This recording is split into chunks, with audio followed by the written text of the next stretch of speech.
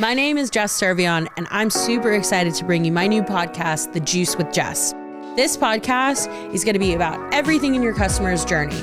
We're talking acquisition, awareness, making that purchase, retaining that customer, bringing them back around, and everything in between. This is going to be all about delivering dope brand experiences and talking to some really amazing people who are in the customer experience space, the marketing space, and everything in between.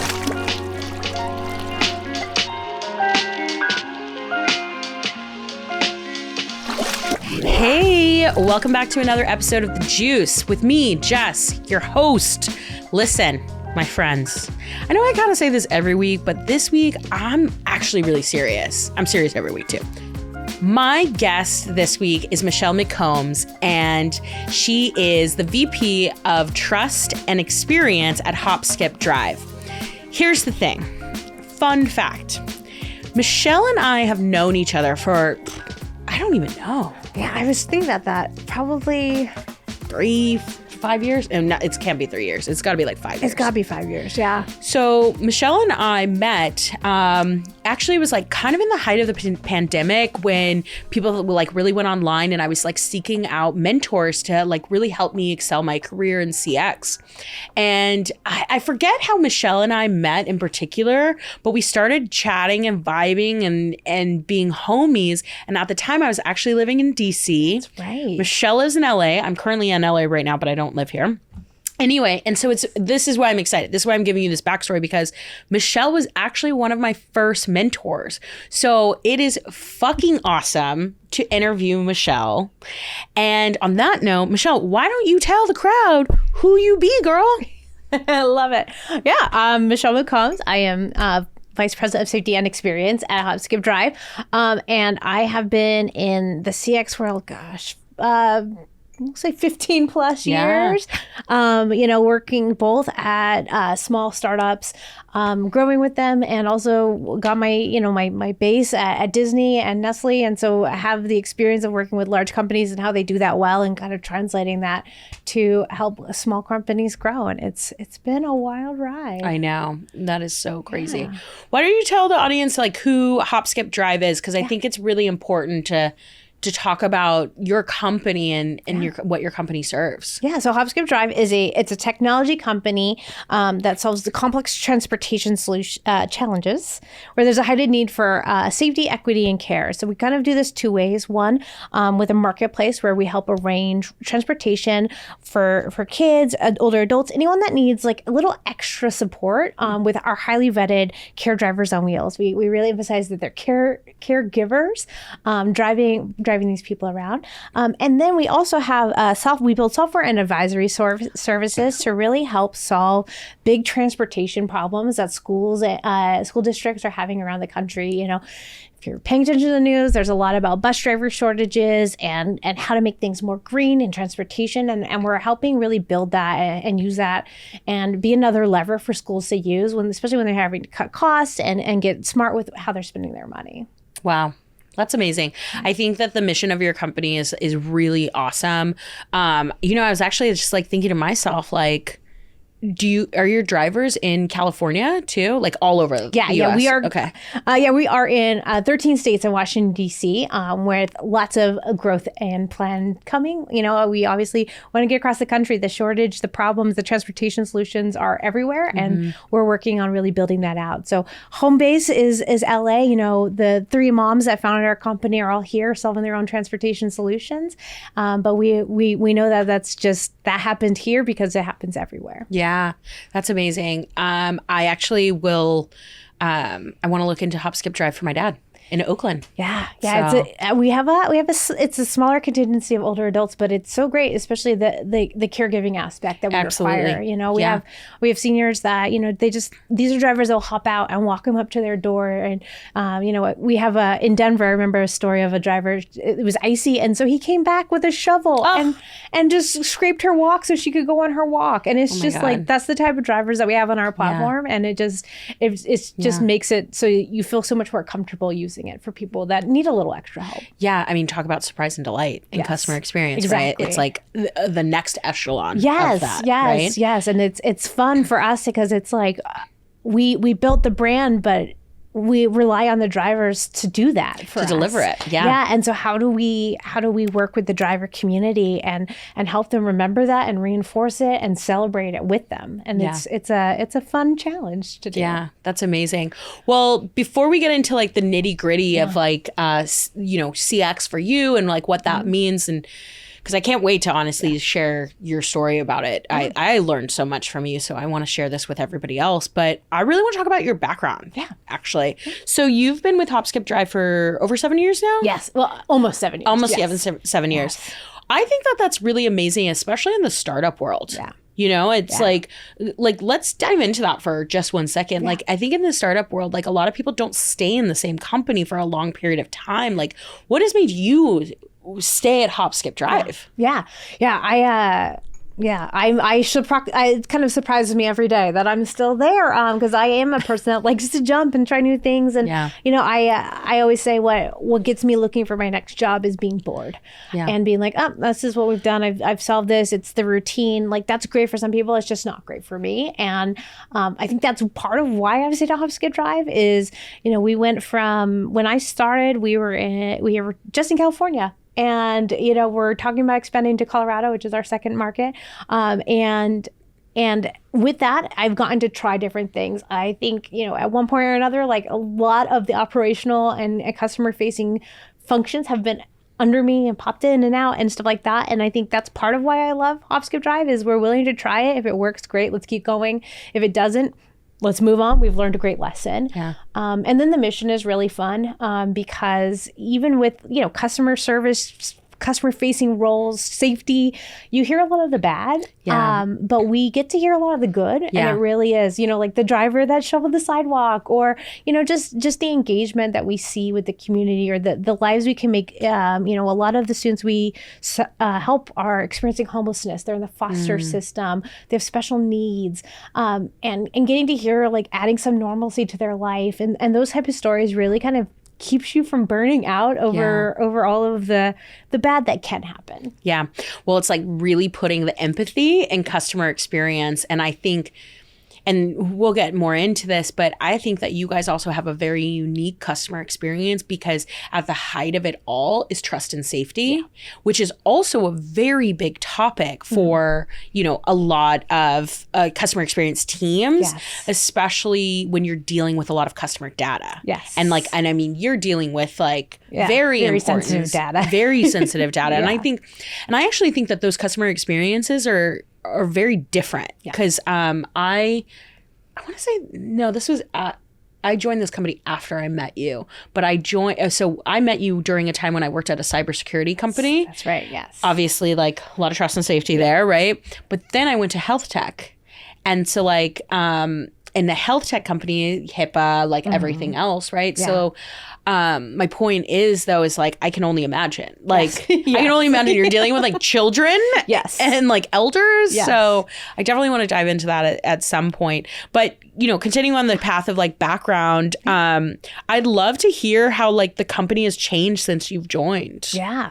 I mean, first, obviously the size, I came in, I think we were I would say we're definitely under 50, maybe even under 30.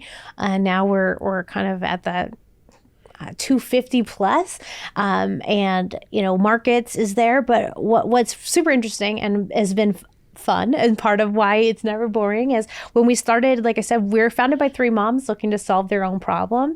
And so we're focused on the parent and being very direct to consumer, right? A parent books a ride for their own kiddo.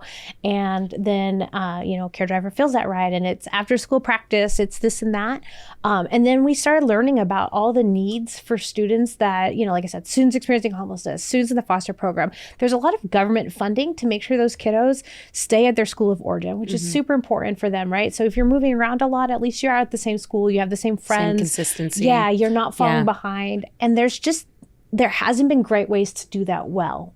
Schools, they either have to try to send out buses, but it's really hard to send a bus for one kiddo, or they give them a Metro pass. But here in Los Angeles, especially big cities, are you kidding me? An hour away, Oh, yeah. And so it's just, it doesn't make sense. And so a lot of kiddos were missing out on the chance to have that normalcy because of it. And so being part of filling that gap really helped us see that this is a huge problem, and we want to be part of the solution. And so we made a really hard pivot from really focused on the parents booking rides for their own kids, to what can we do to support the student transportation industry and continue to support it and evolve with it and help them, like I said at the top, right? Yeah. Build better solutions and more efficient solutions and be part of that, helping out all the students across the country. Yeah, absolutely.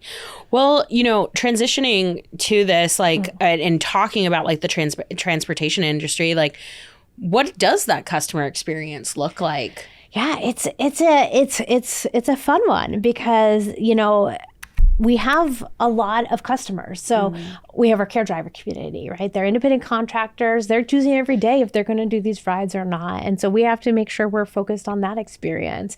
We have the kiddos in the car.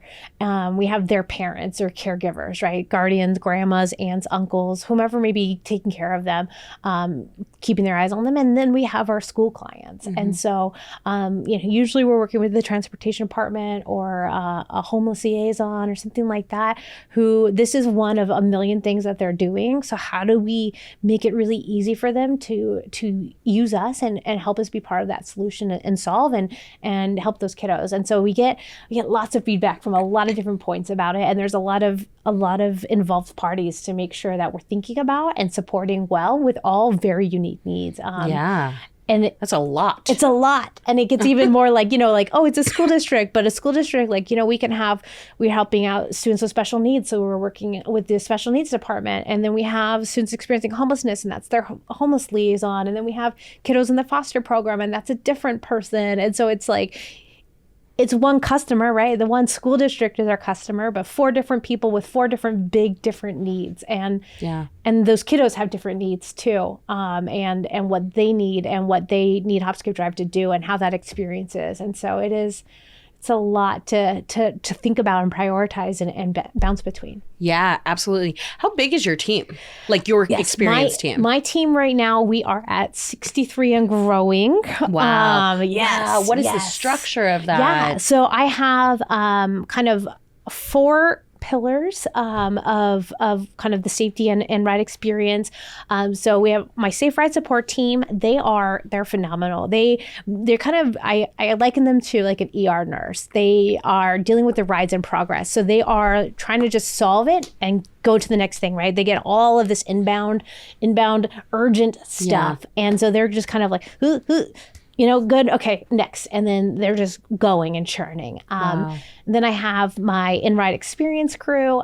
They're working on operational excellence. What can we do to continue to deliver on our promise of a great experience for all of our users on the platform? Yeah. What is the root cause of some of these problems, right? So if there's a problem about the ride, like a great example is we have an option where parents can put parents or school can put in notes about the rider, like, hey, FYI, Michelle doesn't like loud music when she gets in the car, and just like that, how to make it successful. Yeah. And what we hear sometimes frustration from the schools is, why don't these drivers follow these notes? But then we hear frustration from the drivers of why are these notes so confusing? They give me contrary information. Mm-hmm. And so how do we get to the bottom? The bottom is everyone wants this kiddo to have a good ride. So what do we need to do? How do we set up both sides for success? How do we make sure that they know what they should put in these notes and what's important about it? And how do drivers know when to follow them and stuff like that? And so that's kind of what that in-ride team is doing. Wow. And then I have my trust and safety team dedicated to kind of the harder escalations that happen, right? There's vehicles on the roads every day with different people having different experiences. And so there's personality mismatches, there's flat tires, there's, just lots of different things that they deal with and making sure we have a great quality driver on our platform. Wow. That's crazy. So much. It's so crazy much. because like I remember meeting you and your team wasn't that big. No. So that's a lot of growth. It's a my lot friend. of growth. Yes, that's pretty amazing. It's been pretty consistently 2xing every year. So it's exciting, but it's a lot. Well, I mean, this is actually a really good transition because like I actually really want to ask you questions about kind of like what CX leaders like should be looking at and stuff. And so I would love to know from your CX leadership perspective, like what are the metrics that you utilize to ensure that your team is very successful? Yeah. I get a lot. I go into a lot of different data points and I like to look at a lot of different things.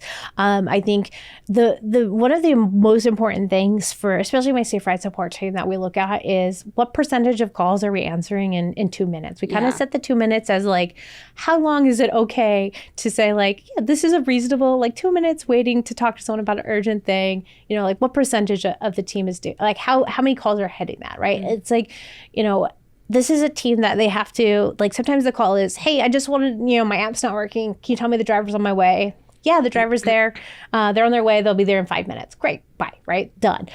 Or there's a, you know, situation where a driver calls and is like, hey, you know, this kiddo is having a meltdown in the car and they're hitting me and I need to pull over. What do I do? Right? And so it's really hard to hold the team to like a handle time because you want them doing 30 seconds with that one person and 10 minutes with the next person. And how do you do that? And so we've been really focused on what are the service levels. We look at handle time. We look at, you know, average wait time, stuff like that. But we really are focused on and really hold the team accountable for how fast are we getting to the calls? How are we helping them? We call it average talk percentage. So what percent of your time are you actively talking to a customer or available to talk to a customer? To, you know, like if you're doing that, if that's really high, then that's what we expect of you in your role. And then we do satisfaction surveys. Yeah. As you do. Yes, as you do, right? But it's great because we use a system that I think does a really good job really highlighting, like, tell me about the specialist. That's what we call our team, specialist. Yeah. Tell us about the specialist and not necessarily the situation, which I know is a lot of the big feelings about satisfaction surveys is if you have to say no, that they're going to give me a no, they're going to give me a 1. And it's, I mean, you see that a lot. Like, you definitely see that a lot, like, especially in, like, actually e-commerce, right? Yes. But e-commerce versus B2B is like kind of different, right? Like, so in B2B or like B2C, right? Because you're kind of this mix, right? It's like you have features and you do the things and you have your end users, right? So a no is kind of a lot different than like an immediate no, right? Exactly. And then like an e-commerce where you're like, no on a refund, of course you're going to be like, I'm pissed. Right. Yeah. One. You know? Yeah, 1 star. Because then you're actually dealing with like actual consumer behavior rather than just like usage behavior. Yes. You know? Exactly. Yes. So it's like metrics are like, but I think that the metrics do intertwine, right? Like satisfaction does intertwine on the same, on like whichever side you're on. Yes. But I think that a lot of things are just very different. Yeah. And it's like, I always emphasize to my team, they're great. They're always like, I just can't get to 100%. I was like, I don't want you to get to 100%. That makes me think you're probably like just, I don't know, giving away money or doing things that you shouldn't, right? And so it's like, that's why we do 90% as our goal on our team. And it's like, that's why we do 90%. We understand that like, even if you are perfect on every call, like it is subjective. And so how do we balance that? But we're always talking about like, how do we balance the efficiency and the quality and make sure we're tracking both equally. Yeah. I think that's also a really good call out too, because like even for me being a CX leader, 15 plus years as well, like I've only strived for 96% and above, but I think that that's actually a really good call that 90% is like better. Yeah. Right? Yeah. Like 90% is better because that 10% difference isn't going to fucking make or break anything, dude. Like, let's be fucking real. You can very quickly find out if someone is like, their scores are low because they're struggling on the phone and they need soft skill work, or if it's just, you know what I mean? Like, it's like, you can, those people they show themselves in other ways too. You know?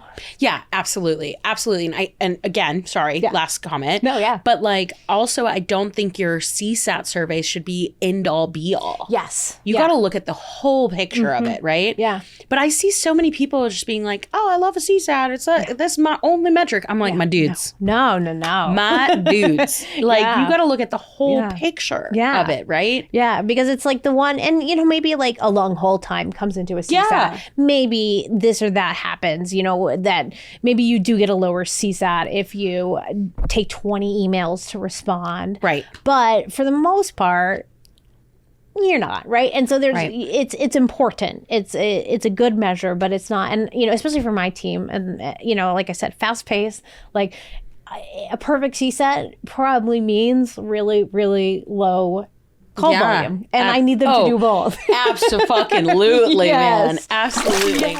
Your CX is great. That phrase is so last season. We want to hear your CX is incredible, because at Customer, we believe in delivering incredible customer experiences. Introducing KIQ Agent Assist, the ultimate CX team AI sidekick built on our CRM to give agents superhero capabilities and efficiency. When building KIQ Agent Assist, we had goals in mind. 1, get rid of long customer wait times and increase the speed of customer resolution. 2, provide the CS team with real-time data for personalized prompts. 3, delegate those mundane tasks to AI. And 4, free up the agents to deliver a human experience. But listen, we didn't stop there. We wanted to deliver more. Check out KIQ Agent Assist's amazing features with suggested responses, automatic two-way translation in 53 languages, and conversation summary. Upgrade your customer experience with KIQ Agent Assist. Try it today and see the difference. Customer, delivering incredible CX every single time. Okay, so really interesting about metrics, because I do understand that, and I love like the philosophy of it. Let's talk about retention, though. Like, how does retention work at HopSkipDrive? Yeah. It's, again, where we kind of look at it at different angles with all the different community members we have, right? Like, care driver retention is monitored and cared about by one team, and rider retention, right? It's an interesting one to play with, because did we lose the rider because of a bad experience? Or did we lose the rider because they've moved schools or whatever it might be? And then our client retention is really, really strong. And that's, very much due to, we have a very dedicated account management sales team that really like makes the client feel heard. What's great is like they're transportation people that we work with a lot. And so they get that it can't be perfect every single time. And what they love about us is that we're striving for it, and that we're open and transparent about areas of opportunity. So it's like, hey, we know that didn't go well. We're not going to pretend. We're going to tell you it didn't go well, and we're going to tell you what we're going to do about it. And that's really what sets us apart from a lot of the other, there's not a ton of players in the space, but some of the other players in the space is just that ownership and that transparency and that relationship that we've built with our community. Yeah, that's amazing. I mean, I think it's very community driven. Yeah. Like, absolutely. And I think retention, obviously retention is completely different for y'all versus like another B2B company or an e-com company or any of these things, right? Like, there's no like real metrics that you can put behind it. Yeah. Other than like churn rate. Yeah, exactly. And it's one of those too. It's like we talk a lot about how like we need to be so focused on that experience, because there's only so many school districts, and they talk, right? And it's like, the microcosm you see of like a promoter or detractor in like, a direct-to-consumer thing is amplified significantly when there's, 6,000 school districts across the country.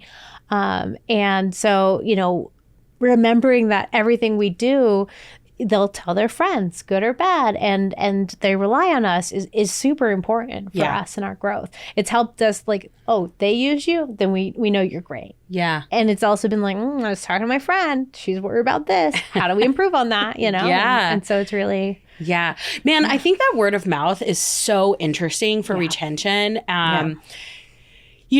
Just even in just being in this space, right, of like being a CX leader, but also like being really like a lot of different relationships with like partners, right? And having a lot of different like advocacy, like conversations. It's just really interesting that like sometimes, and I'm saying this out loud and I'm saying this directly to the camera, because sometimes your retention, my friends, isn't just in your fucking metrics. And then this applies to B2B, B2C, or D2C companies. Sometimes you got to go out there and do the consumer research and survey your customers, or just experience the experience for yourself, right? Because like what I'm learning is like, I'm learning and have recognized and just pointing it out, the word of mouth carries more weight than a metric sometimes. Yeah. You know? Yeah, definitely. Yeah. And that's, you know, and I think that's again where our client base really loves that we come in and we talk to them and we bring donuts and we, you know, build those relationships. It's so critical and it's so key. And it's like how I think, you know, thinking about that for any company, you know, when I think about what type of CX experience I like to build in my career, it's where, you know, there's the surprise and delight, there's the effortless experience, there's lots of different theories. And I'm like, well, but like there can be both, right? There absolutely can be both. And catering it to what you need and who you and understanding who your clients are is really the big important thing there. Yeah, absolutely. Understanding who your clients are. I think also, because I think this is really interesting and really interesting also for the viewers and listeners. So Michelle and I come from like a B2B background that ended up maybe in D2C at times or B2C, right? Yeah. And I think that one of the things that I've talked about a lot is how my B2B career has really influenced e-com, right? Like my e-com career, right? Like, and you can flip back and forth between it. And I think that there's so many lessons, like it's so many lessons to be learned on each side of it. And so where I'm getting, because I'm gonna land this plane, I promise you, okay, is that I've been on both sides of customer support and customer success, as well as product marketing, right? And so, and I think that like when you think about it, the relationship building aspect of it, and so what you're talking about, like your client success, but then you're also your drivers, and then even in the individuals, that's relationship building, and that's what makes a good customer experience. You know, the effortless experience, absolutely. Surprise and delight, absolutely. And I think that those things definitely all apply. But when you look at your customer, or you look at your client, it's the relationship building that's going to build things for you. It's the I see you, right? It's that, you know, like I know who you are and I understand your pain and I want to solve it for you, which is, and I think it can be, you know, people talk about, oh, well, they, you know, when you're hiring, right? I started out very early on. I started in like online gaming and people are like, well, can you make that transition? I was like, look, let me tell you about what a customer is in online gaming. As a passionate person willing to put their money where their mouth is. Like that's something that's a customer regardless of what it is. And it's what's great is like what I appreciate in a customer is the passion. And so I love that about a customer community. I don't like when I think about where I want to go with my career and the different industries I've been in, like they've all built on each other because at the end of the day, it's appreciating the human and that what they need. Yeah, absolutely. I think you also, I want to transition real quick, just because like you're also one of my mentors, right? Like I've known you a long time, but I think you just hit on a really good fucking point. How sometimes people look at you and your career and then you'll be like, oh, well, how are you going to do this and then do this? Right? And like, so your story about like the online gaming to switching to like, I don't know what was after that, but like online movies. But now I'm in rideshare for kids. You it's know? Like all over. But like, the individual's philosophies about CX can all relate, right? I'm not saying it's all the same. I'm not saying CX is all support different driven. Playbooks, different absolutely, strategy, absolutely. But the reason I wanted to bring it up again, because I've mentioned this before in a previous episode, but several episodes actually, I think, is that it's so interesting because I came from a B2B background and to have then switched into Feastables. But I applied for so many D2C jobs, like, because I really wanted to I wanted to build my career and have that other like e-com side of it, right? I think I knew you during this. I think so. Yes, I think that's when we could like start chatting more. And yes, it was. It was. And so, and I remember nobody giving me a chance. And then I remember one of the feedbacks from a very well-known brand said to me, like, and it wasn't negative. It was nothing terrible, but they were like, oh, your resume is like, and your pedigree is so amazing, but you don't have D2C experience. And you're just like, I know. But what's so crazy about that is that I then ended up got the Feastables job like years later, right? And the reason I did is because I was like in Chicago at the right place, and like they took a chance on me. Yeah. You know? And you're just like, thank you. Yeah, but like that's my point though, right?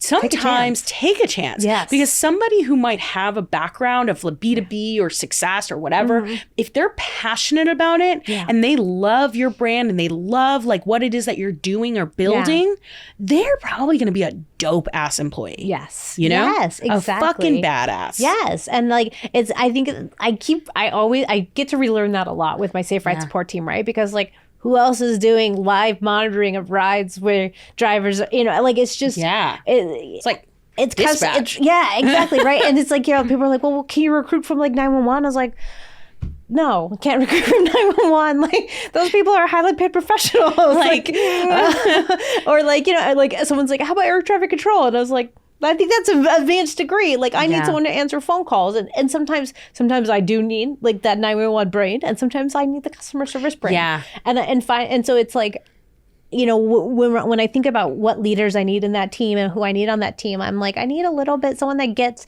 understands like their job is to make sure things happen well and safely. And that they need to be responsive and reactive. And one area that has been fun to recruit from is like improv, because the yes and. Oh, because they get they get a wild scene thrown at them, and they say, okay, I acknowledge the scene and I'm going to build on it, right? And that's fun in improv, but it works so well in customer service too. But like, how many people are willing to take a chance on someone who like their whole background has been like comedy writing and improv? I know. I mean, honestly, this episode will be after, right? This episode, but this person that I'm bringing on, Lucy Samuel, she comes from improv. Right? Yeah. And what's really amazing about her though is she had a background in CX, customer experience, right? Yeah. Previously and then after, and then like transitioned into D2C. And now she's a fucking amazing copywriter. Love it. For e-commerce brands. Love it. But that's my point is like everybody has a different background. Yes. Right? And it's not like, and to me, like there's not a ladder too, right? Like there's not a fucking ladder. No, like chase what's interesting. It's like, that's like a HopSkipDrive, you know, being there 7 years. It's like, I'm like, yeah, let me try it. Let me see what like, and then, you know, some things a year later, we're like, that was a great try. You know? And I appreciate when they're willing to take a chance on me, right? Yeah. And see if we can do it.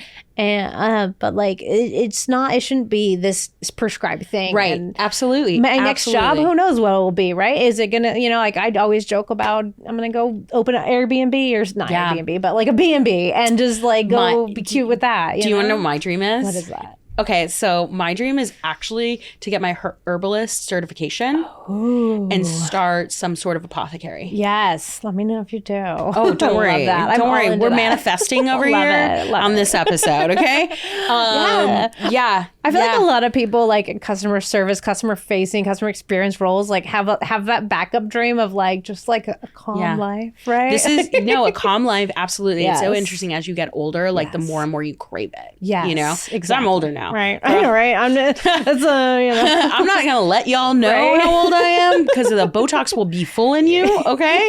But I'm gonna tell you right now, mom's tired. Yeah. Okay. Yeah. She's tight. Right. But I also really like, I have this dream of having my own e-commerce brand, right? Yeah. Because I know so much about marketing. I know so much about customer experience. I'm not saying I'm an expert by any means. No, but I love a trial and error. Yeah. I love a pivot. I love this. I'm gonna work from you. Let me know. Okay. I want this full circle. Michelle and Jess, apothecary. Let's go. Let's do it. Okay, wait. So, you know, I want to ask you this question because we're talking so positively about like people who you know, take a chance and do all these things, right? Yeah. And you are a baddie leader, okay? Like you've been in the space for a long time, right? Yeah. I'm curious from you, have you had a terrible hire? Yes. I think that's like one of the best things I learned in my career is like hiring. How do you deal with You them? can't bat 100. I know. You know, like, I mean, I've had a handful, you know, and some of it's I talk a lot about skill and will, right? And like how, like, if they have the will to do it, but not the skill, that's workable. But if they don't have the will, if they are, if they are toxic, like that's where you got to get rid of it. The toxicity, like that's the one, oh my God, that's the nail on the head is the toxicity, because it's like, it's not even just will. Yeah. It's like, if you are just a toxic person, that is like a snake in the grass. Yes. And one thing I found too is like, it's a small world. Dog. Like I'm always like, it's a weird way. Like, I've had people who have like exited in a blaze of glory. And like a year later, someone's like, hey, I'm talking to this person. I saw you worked with them. And I'm like, I would not rehire them. And word of mouth. Yeah, it's big, and being smart about that, right? Like, and just and I think it's just to like assume positive intent from people is important, but also, just remember like people know each other. The world is small. It is small. I mean. We're proof. I know. It's like awkward high five. 1, 2, 3. There we go. For anybody listening in, we high fived because Michelle and I do have a story, but we are skating that line, my friends.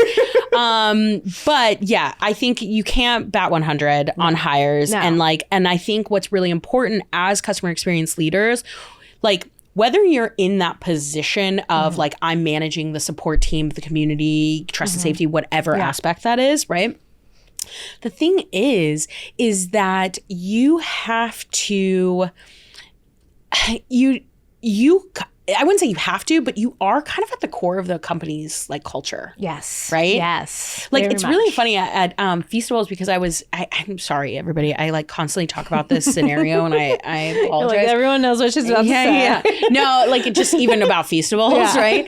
But like also Feastables was my fifth startup. Yeah. And you did like a phenomenal job there. And so thanks, girl. You know it. A lot of sleepless nights. I'm gonna be honest with you. I believe that. But what I was gonna bring up about that is that I was like fourth employee at Feastables, right? And so it's really funny because as a customer experience leader, like we have so much empathy, and we're like the moms or the dads of the org, right? Yes, and very much. So what's so hilarious is that as we were building Feastables, I kind of became this pseudo HR person, but like not the HR in the bad way, because like we all know Jess drops an F-bomb or two, right? But I became the person that everybody was like, how do I get into this? What do I do to this? Or Jess, like, I need career advice to do this stuff, right? With that. Yes, I love that. That's my favorite thing about, especially like, as a CX professional, like that's not any kid's dream, right? Yeah. Just to come in and I mean, you don't walk in and say like, I'm going to work for customer service today. I love it.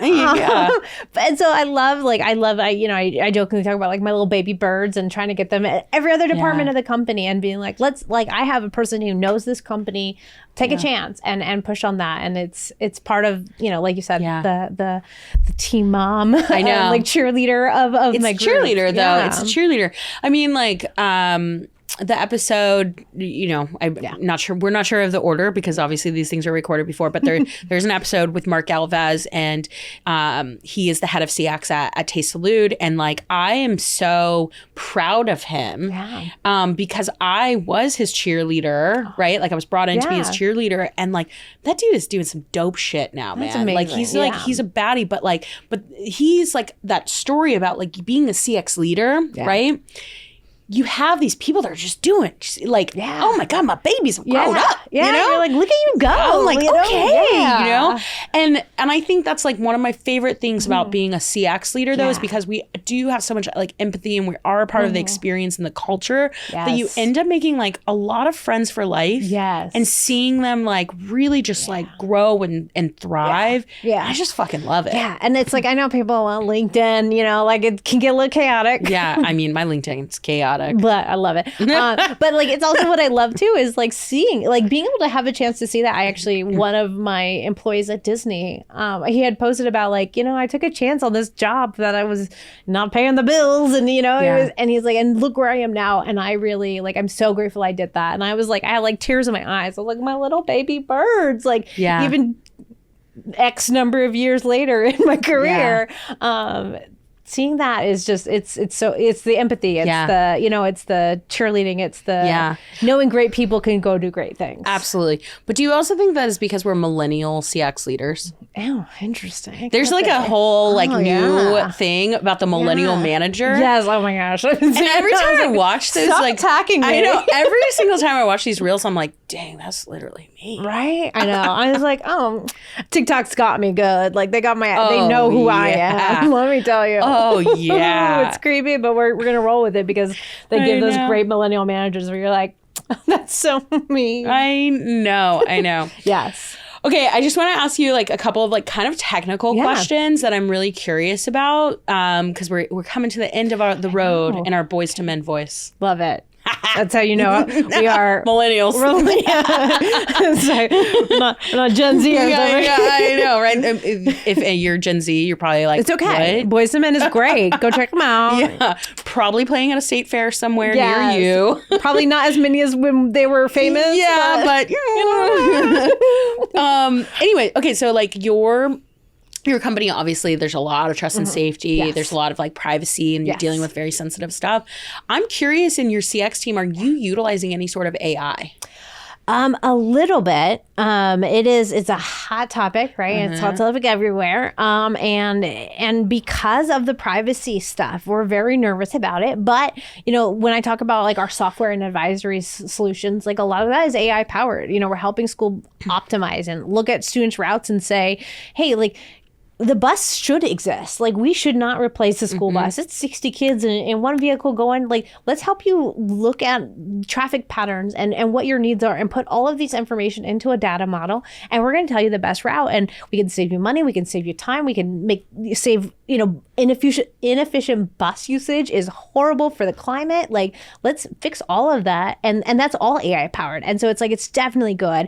We don't use it as much yet. We want to do a lot more with the trust and safety stuff, right? How do we take you can do a positive or a negative, right? So how do I say, tell me who my problems are, like a la Minority Report. Or you can take all of the data and information we have and say, like, these are my best drivers. What is their common denominator? How do I get other people to be like that? Or what is, if you have machine learning, all of the things, all the million behaviors that happen, like, what is the chain of behaviors that we can do to prevent? Like, do we have an interpersonal conflict because the chain is this driver's been back to back on 6 rides and they've had full cars and it's a heat wave in Texas, and of course they're going to explode when something goes wrong. And what do we do? What can we do about that? How do we use technology to give driver better feedback about their driving behaviors? How do we keep all the road safer? And so a lot of it we're in discussion because it's such sensitive data. We want to make sure we do it right. We want to be thoughtful about it.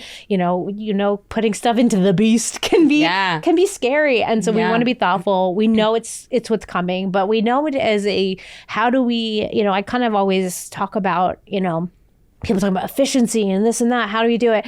And I always like to remind my team, like, there's always going to be things where you need a human brain to do it, but let's have the robot do the stuff that doesn't need. We always talk about, if you need a heart and a brain, we need a human. But if you need just a brain, let's have the robot do it. Yeah. And that's kind of where we're at. That's a really good theory about AI for sure. And that's a good way to like simplify it. Yeah.